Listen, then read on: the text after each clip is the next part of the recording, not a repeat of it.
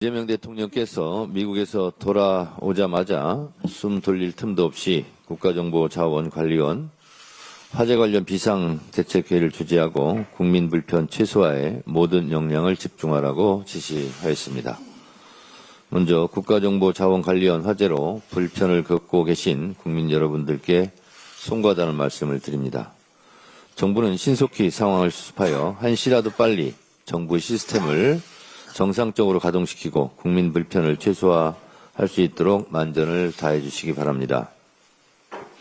사건, 사고는 언제든 일어날 수 있고 이를 최대한 예방하는 것이 최선입니다.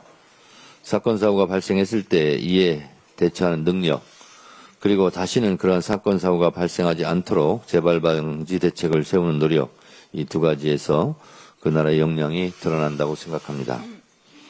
정부는 국가정보관리원 화재 즉시 전 국민에게 안전 문자를 보내 국민의 불편이 예상되는 사례에 대하여 적극적으로 상황을 공유하고 대처 방안을 미리 알렸습니다. 국민을 단순히 국가 시스템의 수혜자가 아닌 국정 운영의 주체적 동반자로 여기는 소통 행정, 적극 행정, 투명 행정을 보여주었다고 생각합니다. 또한 차분한 자세로 국가 차원의 대처를 기다려주고 계신 국민들의 높은 시민의식에도 감사드립니다. 정부는 상황이 수습되는 대로 이러한 일이 다시 일어나지 않도록 운영체계 이중화 등 확실한 재발방지 대책을 세워 집행해 주시기 바랍니다. 더불어민주당도 신속한 복구와 국민불편 최소화, 재발방지 대책의 대책 마련에 도움을 줄 수 있는 것이라면 무엇이든지 돕겠습니다. 검찰청이 폐지됩니다. 노무현 대통령께 보고드립니다.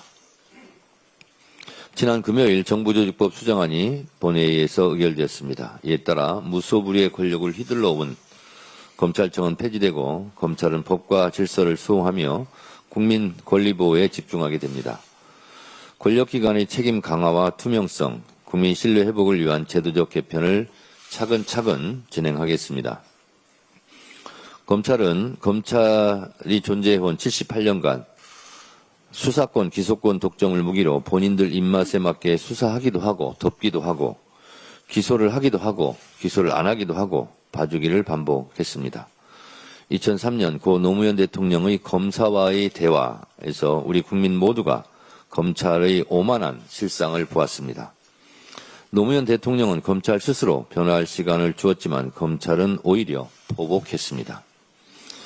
며칠 전 법사위 관봉돼지 분실 청문회 때도 오만한 검찰을 국민 여러분들께서 똑똑히 보았습니다.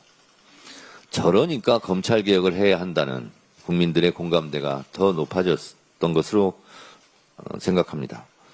검찰 출신 대통령은 불법계엄을 선포해 국민들에게 폭력을 휘둘렀습니다. 지금 감옥에 가서 재판을 받고 있습니다. 그런데 그마저도 지금 사법체계를 거부하며 협조하지 않고 있습니다. 검찰 조직의 독립성과 중립성의 붕괴는 검찰 스스로 만들어낸 자업자득입니다.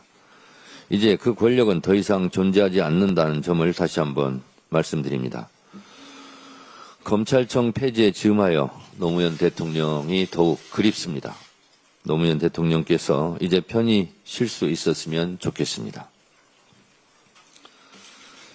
조희대 청문회에 조희대가 불출석한다고 합니다.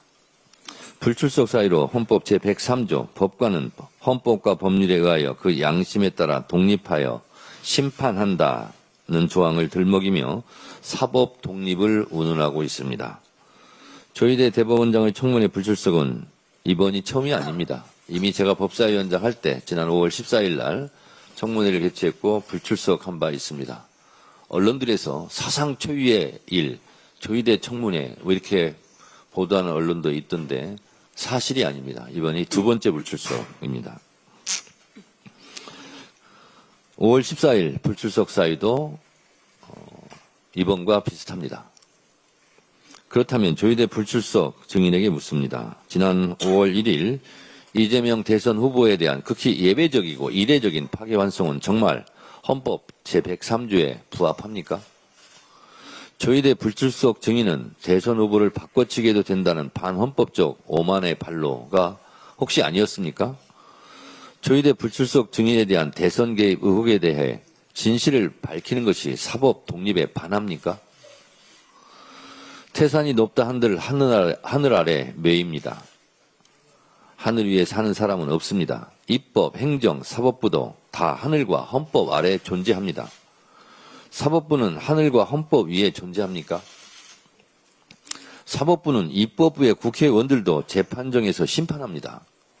그것을 입법부 독립을 침해했다고, 삼권 분립을 훼손했다고 강변하지 않습니다. 사법부의 존재와 업무를 인정합니다. 사법부로서 사법부의 일을 한 것이지요. 입법부도 입법부로서 독립하여 일합니다. 입법부는 입법부로서 필요하다면 당연히 누구라도 불러서 청문회를 진행할 권리와 의무, 법적 권한이 있습니다. 조희대 대법원장이 불출석하는 것 자체가 입법 부정이요, 입법부 부정이요, 삼권 분립을 부정하는 반헌법적 행위 아닙니까? 사법의 독립이란 판사의 판결에 대한 간섭으로부터의 독립을 의미하는 것이지, 의혹이 있는 판사를 국회에 부르면 안 된다는 천하무적 방패가 아닙니다. 판사는 무오류의 신입니까? 판사는 밥 안 먹습니까? 이슬만 먹고 삽니까?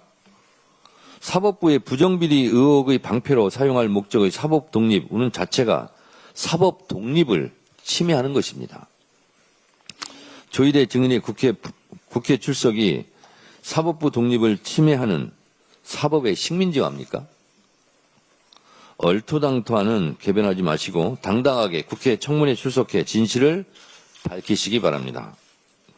우리 국민은 잘못하면 대통령도 쫓아냅니다. 이승만, 박근혜, 윤석열 전 대통령도 쫓아내고 탄핵했습니다. 전두환, 노태우, 이명박 전 대통령도 감옥에 보냈습니다. 누구든지 잘못하면 조사받고 처벌받아야 합니다. 그게 헌법 정신 아닙니까? 조희대 대법원장이 뭐라고 진실을 밝히기 위한 국회 청문회를 거부합니까? 사법부도 조희대 대법원장도 국민 아래, 하늘 아래 있다는 것을 명심하시기 바랍니다.